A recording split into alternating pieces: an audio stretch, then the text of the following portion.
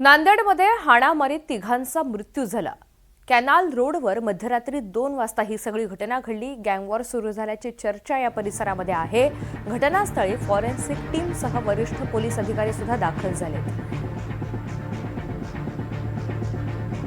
नांदेड शहर मध्यरात्री तिहेरी खून खटल्याने हादरलेलं आहे। आता आपण घटनास्थळ बघू शकतोय की याच घटनास्थळी मध्यरात्री 1:30 वाजता 2 गटामध्ये हाणामारी झाली आणि त्यात मुक्त हस्ते तलवार आणि खंजरचा वापर झाला।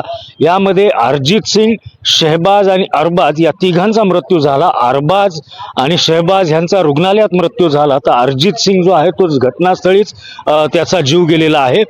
महत्त्वाचं म्हणजे हे 3 जे मयत आहेत या तिघांवरती यापूर्वी अनेक प्रकारचे गंभीर गुन्हे जे आहेत ते दाखल झालेले होते। त्यामुळे यातील मयत जे आहे एकही सर्वसामान्य माणूस अशा पद्धतीचा नाही, तर यांच्यावरती दरोडा, खुनाचा प्रयत्न, लूटमार अशा पद्धतीचे गुन्हे दाखल होते। त्यातील एकाला स्थानबद्धतेची कारवाई देखील करण्यात आलेली होती।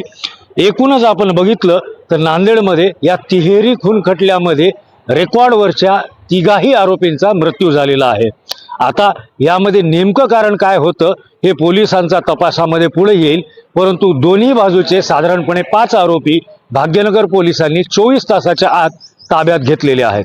योगेश लाटकर, NDTV मराठी, नांदेड।